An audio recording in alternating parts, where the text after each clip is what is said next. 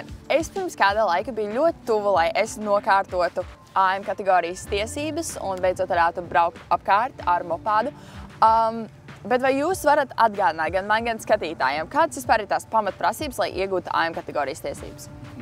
Tātad AM kategorija, mopēdu vadītāja apliecība ir iegūstama no 14 gadu vecuma. Tas ir tas būtiskākais, kas ir jāsasniedz, vecums. Un tad mums ir jānokārto teorijas eksāmena, kurā mēs tad pārbaudam šīs teorētiskās zināšanas par ceļu zīmēm, par drošības nosacījumiem. Un tad jau mums ir praktiskās vadīšanas eksāmens, kurā tad ir gan figūra izpilde, kur ir 8 figūras dažādi elementi, gan tā skaitā lēnākas, ātrākas, uz līdzsvaru izjūtu, uz bremzēšanu. Un pēc tā tad nokārtošanas mēs dodamies ceļu satiksmē, kur tad vismaz tās 25 minūtes mums ir jānodemonstrē.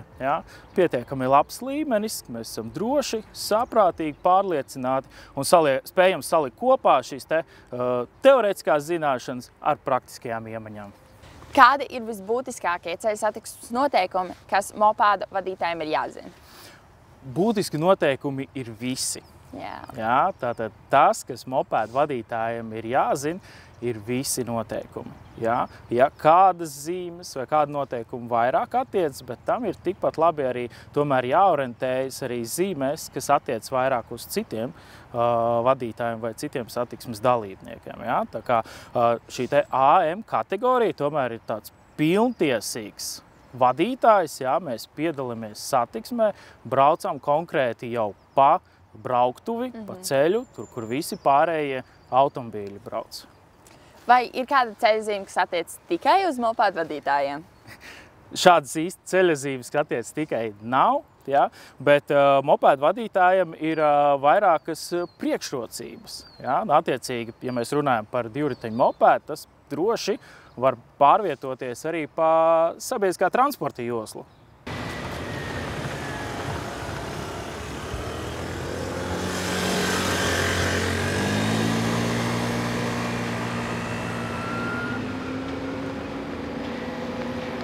Es dzirdēju, ka tu nokārtoji eksāmenu. Kā tev gāja? Ar 3. reizi noliku beidzot. Maršruts, protams, bija grūts, bet kaut kā jau sanāca.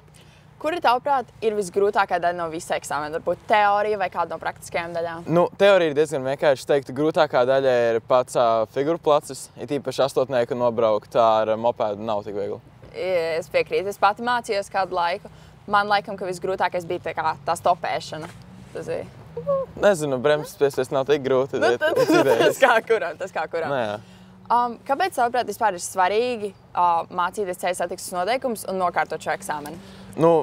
Tas ir, protams, svarīgi dēļ drošības, gan savējās, gan citu cilvēku, jo uz ielām ir ļoti daudz mašīnas un var ļoti savainoties, ja tu neievēro pareizes noteikumus.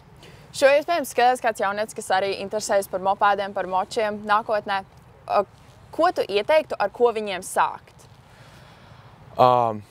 Es ieteiktu sākumā ar velosipēdu, iemācīties kārtīgi braukt. Pēc tam var nopirkt mazu mopēdu, iemācīties braukt, piemēram, pa kādu karjeru vai pa mežu, un tad jau sākt mācīties noteikumus. Kas ir tās lietas, ar ko ir jāsāk mācīties topošajiem vadītājiem? Respektīvi, vai jāsāk mācīties ar teoriju, ar ceļu satiksmes noteikumiem, ar zīmēm vai varbūt kaut ko praktiskāku? Noteikti prātīgi ir sākt ar šīm teorētiskajām zināšanām, jo pēc tam jau apgūstot tās, tad sākot praktiski braukt, mēs uzreiz jau to varam likt lietā. Šeit būtiski atgādināt to, ka iegūstot mopēda apliecību, autoskola nav obligāta, bet tā ir ļoti ieteicama. Jo profesionāļi mums izstāstīs, pastāstīs, parādīs, iemācīs, kā tad pieņemt šos drošos lēmumus, kā spēt paredzēt situācijas, kaut kādas briesmas paredzēt, un kā no tām izvairīties. Un arī mūsu statistika rāda tomēr, ja cilvēks pirms eksāmena ir bijis jau autoskolā, jau mācījies, tad viņa šīs zināšanu un prasmju līmenis ir krietni augstāks nekā tie, kas varbūt pašmācības ceļā šo dara. Iespējami varianti ir abi, bet, manuprāt, tas pareizākais no viedokļa, kā būs mums pareizāk un kvalitatīvāk iemācīties un apgūt šo visu, tomēr būs autoskola. Tātad, lai noliktu AM kategoriju, te nav obligāti jāiet uz motoskolu vai autoskolu? Nē, autoskola tātad nav obligāta, bet, kā jau minēju, tā ir tiešām ļoti ieteicama, kas palīdzēs cilvēkam tiešām apgūt šīs te iemaņas un prasmes. Oho, Emīl, paskaties šito. Un šis arī rolleris, viņš tik skaistā krāsā. Un zaļais arī smuks, pasties. Jā, un padomā, viņš arī ir mopēds AM kategorijā. Zini, Emīl, man liekas, ka es tomēr gribu sev nopirkt mopēdu. Jo viņi ir tik dažādi. Šis ir AM kategorijā, bet šis rolleris, padomā, viņš taču man piestāvēt, vai ne? Jā, un kvadricikls arī. Jā, un piemēram šāds krosinieks vai pat tricikls. Un motoroller arī varbūt 3 riteņi. Nu, jā, tā mēdz būt. Bet zini, ko es sapratusi, ka AM kategorija vispār ir tik plaša, un mopēds nav vienkārši mazmocīts. Ir tik daudz vēl dažādi citu forši braucamie. Nu, loģiski, vienkārši noliec eksāmenu un izvēlies. Jā. Kā jau jūs redzat, ar katru raidījumu sēriju mūsu apskatītie transporta līdzekļi paliek arvien jaudīgāk un jaudīgāk. Bet tas nozīmē, ka par ceļu satiksmi un drošību ir jādomā vēl vairāk un vairāk.